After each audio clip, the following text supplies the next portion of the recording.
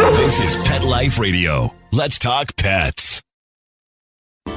Welcome to the Human-Animal Connection Show, where we believe we can communicate with all animals. Join us as we explore the 33 principles and healing methods of the human-animal connection. As animal lovers, we know that you share our commitment to making the world a kinder place for all creatures. Together, let's embrace the transformative healing power of the human-animal connection. Hello, everyone. Welcome to the Human-Animal Connection. I'm your host, Jeannie Joseph, and the Executive Director of the nonprofit, the Human-Animal Connection. I have a wonderful guest with me today. I have Charlene Hammond, and she is a professional speaker and author of several books, including 4 about her dog, whose name is Toby. And he has was just such a fun story because he was kind of, in her words, a destructive dog, and he became an incredible therapy dog.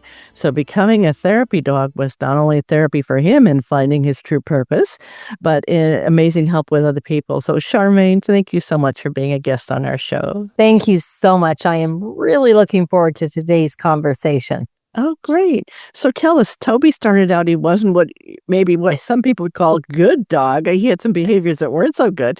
Tell us about those behaviors, and then we'll hear about his transformation. He did. He had some behaviors. That's an understatement. We adopted Toby when he was 5, and he's a Chesapeake Bay Retriever, and he came to us a little bit overweight and loved with food. So we had some behavioral issues to work through. We discovered fairly soon into Toby joining our family that he had a terrible fear of noises, certain noises, like the one that the garbage truck makes when it backs up, that beeping noise. And we discovered that the first time the garbage truck came after he came to our house and we were out doing groceries or something, came back, and in 20 minutes, our house was destroyed. There was stuff everywhere, and we hadn't figured out what happened. It took quite a while, but yeah, he had a lot of destructive behaviors, and we had to bring in Maggie, the behavioral therapist, to help us figure out what was going on with Toby. Mm-hmm. Yeah, that can be quite a mystery, really confusing, really upsetting. I know you're not the only one who has a story like that. And sometimes, we're lucky if we can get some good help, but it can be a little bit of a detective case because it isn't always obvious because, of course, the dog can't say, well, honey, while you were out, the garbage truck came and made all these terrible noises. And so, it's a process. And so, okay, so you helped understand what it was. How did you get from being destructive dog, you had some behavioral help, how did you know to think about doing therapy dog work? Yeah, well, I hadn't even thought of it. I won't take any credit for that. It was Maggie, the behaviorist, who came in and she spent some time with us in our home on an evening, and she asked us to give dinner to Toby while she was there. So we planned around that, and we gave Toby the dinner, and he had some kibble. And what was really interesting, we just thought this is the way Toby eats his food, and she was fascinated by the fact that he would take a kibble, and then he would walk around the whole house, check on certain things, check his toys, come back, take another mouthful or a few kibble. And so it took him forever to eat his dinner because there was this behavior going on. And she said, he's policing your house. He's making sure that everything's okay. Everything's where it should be. He knows where everything is. And I just thought that's how Toby ate his food. So that was the first sign. And then she asked questions like, what does he do when you go to do the laundry? And I said, well, he's like right there. And she said, so he seems to want to help. So she created these exercises. When I would go down to do the laundry, I would hide his toy, and then it would take him forever to find it. And so she started really watching his behaviors. But one of the things that she noticed was on the first night was he was a dog who needed a job and a purpose. I honestly never knew that about dogs. And so she said, I think that he would be the perfect therapy dog. So honestly, I'm sitting there with my mouth open saying, yeah, he just broke our 12th toilet. And here he would trap himself in the bathroom and knock the toilet tank lid off, and it would smash into pieces. So by this time, we had replaced, I think, about 10 or 12 toilet tank lids. So I could not imagine how a dog who wrecked our house with noises, broke our toilet tank lids. How would he ever be welcomed into a public institution like a hospital? So she said, I'm just going to get him tested. She arranged to get him tested at the animal assisted therapy organizations, and he passed with flying colors except for one thing. Okay. Barked. Yeah. And so they disqualified him. Look, she went to the second organization, similar tests. We're doing all the tests. They're making noises like that would mimic a hospital noise, like they threw cookie sheets on the floor, and they created sort of these groups at the doorway where there's 5 or 6 people calling his name. Mm-hmm. He passed, and he did a little bark on that one. And the assessor said, that's perfect. We need a dog with a little bit of a voice, because a lot of the people he's going to be working with are people who are not getting out of bed, who are not engaging. And so he passed. Wonderful. And then we became a team. Mm-hmm. That's wonderful. I love that story, especially because I had a wild feral dog that I adopted from the shelter that I was hoping was going to be a therapy dog. She failed the test. Was it 2 or 3 times? I forget now. And then I went to another organization, and they got it right away, and she passed the first time. And she's had a 10-year career as a therapy dog, but it's interesting because, yeah. So anyway, if you're out there listening and you failed a therapy dog test, retrain, retest, go to another organization. Sometimes it isn't the right fit for the, but it's beautiful. I love it. And one of the people at the new organization said to me, all dogs will have something that's sort of like, maybe questionable in terms of the therapy dog test, but that doesn't mean that they're not capable of really growing into the job. So I'm so glad that Toby was able to, you and Toby found the right job. And there are some dogs that really do need a job, that not all dogs do, but some do. Maybe about 20% is what been my experience. So that's wonderful. So how did you get started, and what work did you do? So he got placed in a psychiatric facility in the community that we lived in at the time. And so many of the people in the unit that he was in had been there for a long time. They had been there repeated times. And for some of them, this was actually their home. Where they would thrive and do well was in the facility. And so there was all kinds of different mental health issues. There was a team that our contact was with the recreational coordinator. And she was incredible to work with. And I'll never forget the first day of work. He had his little vest on, his little red therapy dog vest. And I had the knapsack with all essentials in it. And I was nervous, and he was excited. Oh, and he just, it was almost like he knew what was happening. And I am thinking of all the things that could go wrong. What if he has an accident? What if a noise sets him off? All these things. And, Maggie just said, trust him. And, let him, and be clear with your communication, Charmaine, because he's going to want to follow your lead. So I didn't really know a lot what that meant, but it was exactly what happened. And so he had to go down and get his little security badge printed. He had everyone in stitches because he learned twice after he didn't pose right that there was treats involved. So he was doing fake poses for the extra treats. And then finally we got him to get the little security badge. And it was like the badge went on his little red vest and he was at work. Something happened. I can't explain it. Yes, they know when that vest or that badge goes on, they know. I was blown away by this. And and then we walked up to the unit. There's a doorbell for the unit, and Terry came to meet us, and Toby barked quietly like, I'm here. 2 little barks like, I'm here. And he went into the unit, and without having met people, Terry just kind of walked him around and introduced him to people. And he knew who needed him most in that moment. Yeah. And it happened to be a gentleman sitting on an armchair that was kind of looking past Toby and had not been doing well emotionally. And Toby just walked up and looked at him. And then all of a sudden the patient said, hi, Toby. And they just sat there for about 10 minutes together, nothing, not doing anything. And I just thought, wow, something really magical and beautiful is happening here that I can't even describe this to someone. But there was such an intense connection. And I thought, wow, this is what the animal-human bond is, and this is what unconditional acceptance is.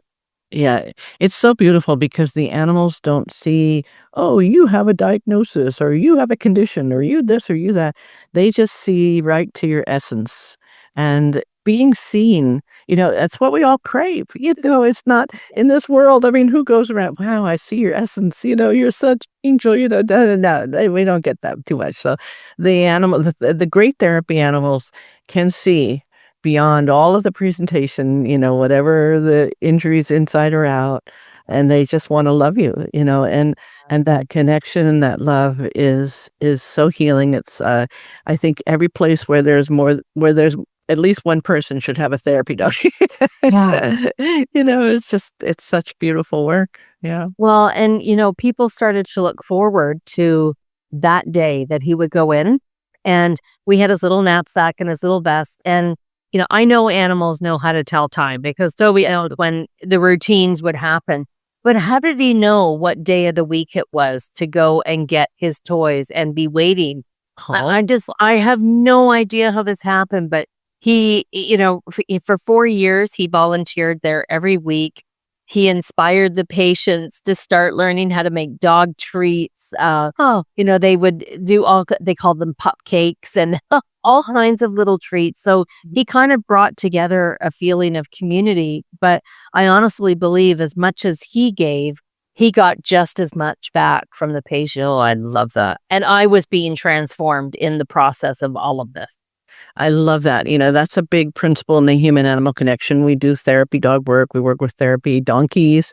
But one of our principles is that it needs to be as good for the animals, for the person serving.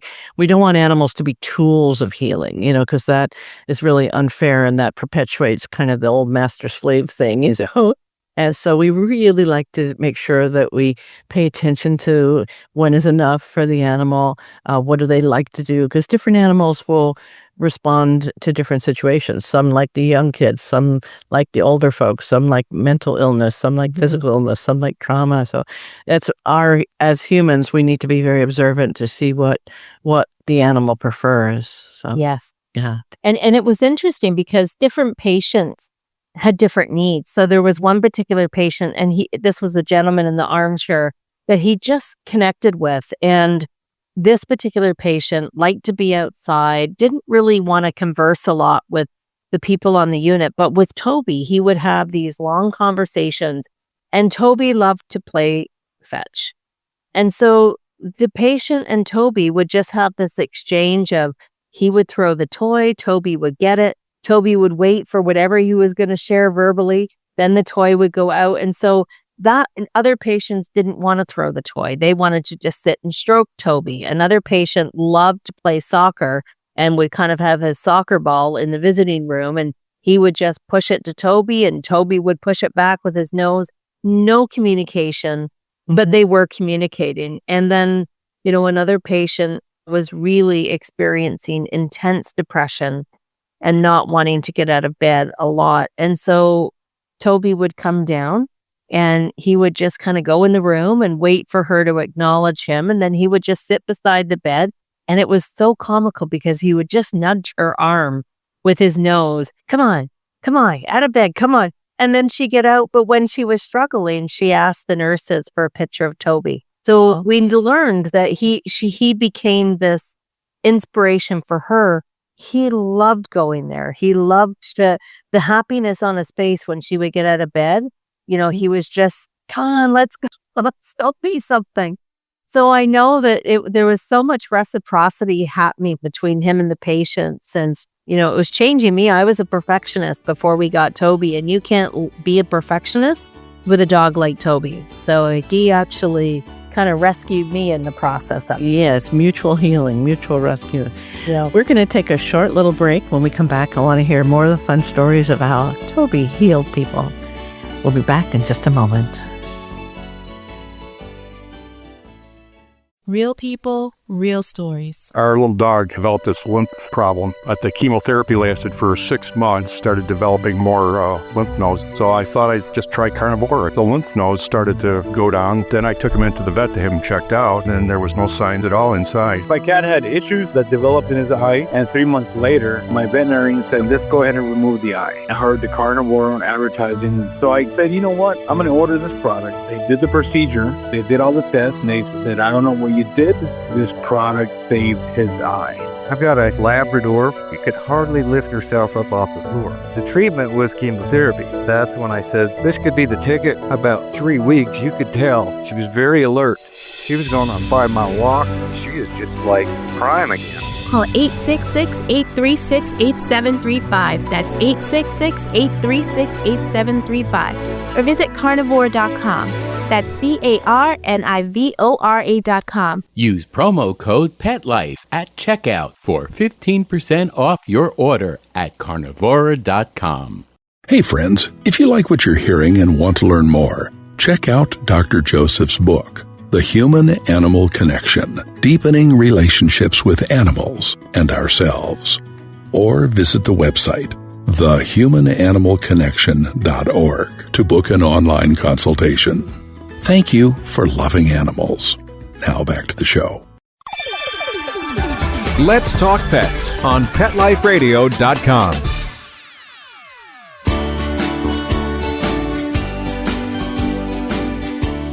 Welcome back to the Human-Animal Connection. I'm your host, Jeannie Joseph. I'm speaking with Charmaine Hammond, and we're hearing about the wonderful adventures of Toby, her therapy dog. So this is just so much fun. I know you also took Toby to schools. Yeah. Tell us about taking Toby to schools. What happened? Well, I wrote a book about, actually, a couple of books about Toby. First, we were published in Chicken Soup for the Soul, and which was all about volunteering from the heart. And then that inspired some books that I wrote about Toby. And so we started going into schools to read Toby's books and to bring Toby into classrooms to talk about the animal-human connection and to educate kids about what animal-assisted therapy was and to really promote kindness to animals, which was the underlying essence of his books.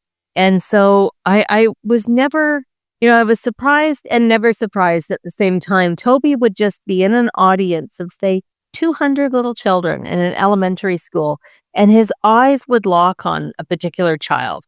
And he would really fixate on that child, certainly engaged with everybody, but I would notice him watching a particular child. And when the presentation would be over, Toby would want to pull me towards where that child was. And 100% of the time, it was that child who needed to be seen, to be heard, to be recognized. And in one case, there was a young boy who was in the principal's office when we came in because we walked past there. And Toby saw him in the audience. And the little boy at the end, Toby went right up to him and just wouldn't leave his side. Like, he actually wasn't following my directions very clearly that we needed to get moving, but Toby was at work, in his opinion. And the little boy's response, and I get emotional every time I say this, but he said, Toby likes me for who I am. And so I talked to the principal later, and she said, Charmaine, this little guy is so bullied and so picked on. He just can't seem to find that place with the students where he feels accepted. And Toby just helped with that. And so that story has stuck with me forever. And we saw the same thing play out in different presentations that we did and different visits to schools and to groups like Boys and Girls Clubs where we were invited to bring Toby in. That's just wonderful. I mean, I love that. I've seen that many times with my therapy dogs, that they will just pick the one child that needs something special, and it just changes everything. It's literally can be life-changing to be really seen and loved by a dog, to be picked out of a group, for a young child, especially one who's isolated or bullied. And so that's just awesome.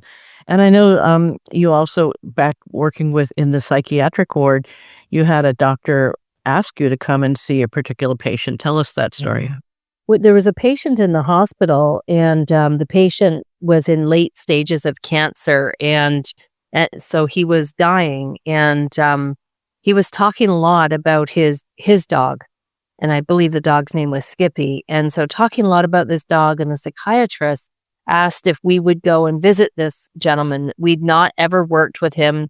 He was on a different unit, and I said we would, but if Toby was not comfortable with this, if he was giving me signs that he didn't want to be there, I would need to respect that. And so we went in, and the gentleman said, "Skippy, you're here." And Toby went right up to him and just put his head on the edge of the bed and just sat there. I'm saying just sat there, and now we're saying just sat there with feelings like just sitting there. Sitting there, exactly. It was incredible. He was just present with the gentleman, and the gentleman eventually kind of, the doctor helped move his hand towards Toby so that he could touch Toby. And we were there, I don't even know how long we were there. I kind of lost track of time, to be honest. And I didn't do anything. I just was there. And then Toby let me know when he was ready to leave and to go home. And so he just kind of nudged the gentleman and then came over to me. And that's my clue that Toby's finished his work there. And so we left. And that was just, I remembered on the first day of going in, and we were told, Toby and you need to communicate. And you need to pay attention to Toby's cues just as you want him. And I thought, that's what this means now. Toby's letting me know that his time is done there with that gentleman. Yeah, it's beautiful, really beautiful. And I know you had Toby inspired a young boy to write a book. Tell us that story. This was at a school presentation, and I love this story because there was a little guy in this bright orange t-shirt, and he had this piece of paper that he would kind of slide as I was talking and presenting to the kids and reading the story. I'd see his little hand, push this piece of paper along the gym floor. And then when I would catch his eye, he would slowly pull that paper back. And I kept thinking, I want to know what's on that piece of paper. It's like he's trying to share something with me, but he's pulling it back. Toby's eyes had locked on this kid, probably because of the movement back and forth, and all the other kids are sitting still.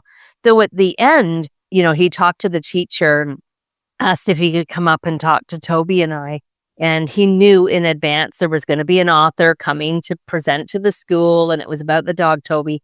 So he knew that. And so he came up, and the paper, I thought it was a paper. It was a little stack of papers that he was sliding. And he said, "Do you and Toby want to read my book? It's about an alien family and their holiday." And of course, his name happened to be the same name as one of the alien children in the book. So he read this book, and he said it was because, Toby had a book about him that he was inspired to write his own book. And he had an incredible teacher. That teacher talked to the parents and said, he is really passionate about storytelling. Let's nurture this. And they even brought him into the bookstore, one of the Barnes and Nobles, to talk to the bookstore staff about how books become a book and what happens and how they get in bookstores. And so he had said to me, at the event, he said, just so you know, one of these days I'll be turning this into a movie and you'll be watching it on TV. And I thought, wow, that's incredible. Let me know. And so, yeah, I don't know if he did anything with his passion, but it was just so cool to see the eyes light up. Yeah, it's just so wonderful how gifted therapy dogs can really sense who, they see each one as an individual. Mm-hmm. What does this person need right now? And the ability, when we do this work, we've been doing it for years, both of us. It's easy to just think, oh yeah, you just sat there because that's what it looks like. But there's so much more going on. There's so much more than meets the eye. There's some energetic heart connection, some deep healing that kind of defies the medical models or whatever. But I mean, it's just such a great, beautiful thing to see. Thank you for doing this great work. Tell us the names of your books about Toby. Well, we have On Toby's Terms, which was the first book that was inspired from the story Volunteering for the Heart, from the Heart, which was in Chicken Soups for the Soul. So that's a memoir. Really, it's a story about my life and Toby's influence on how, I thought we were rescuing him, but I think he actually rescued us. So that's for teenagers and adults. And then that book and doing all these presentations to schools about literacy and being an author. And one of the kids in the audience said, "How come you don't have a kid's book?" Because here I am with a big memoir book. How come you don't have a kid's book? That's a great question. So I wrote the first story, Toby, the pet therapy dog, and his hospital friends. And we took some of the stories, the work Toby did was with adults. So we took those and put what that would look like if these adults were kids. And so that book. And then there was another book that followed that called Toby the Pet Therapy Dog Says Be a Buddy, Not a Bully. And of course, that was all about friendship, kindness, and bully prevention. And the third one that's just coming out is called Toby the Pet Therapy Dog and His Forever Family. And it's kind of taking everything right back to the beginning about how he became our forever dog. Wonderful. Well, beautiful story, beautiful work. Charmaine, how can people get a hold of you if they want to connect more? I know you you do some coaching and some teaching for people. How can people find you? Best place to find me is Charmaine at charmainehammond.com, our website. And I'm all over social media, and it's me who answers, so not one of our teams. So I love connecting with people however they find us, and website or social media is the best place. Well, thank you so much for being with us, Charmaine Hammond. Thank you. And so glad you've been with us here at the Human Animal Connection. We'll see you on the next episode. Bye for now. Thank you for tuning into the Human Animal Connection show. Please visit our website, thehumananimalconnection.org. There you can sign up for our free email newsletter, book a consultation, or check out our blogs and resources. Our best-selling book, The Human Animal Connection, is available on Amazon, and your donation of any amount keeps our nonprofit organization providing life-changing services. Let's Talk Pets, every week on demand, only on PetLifeRadio.com.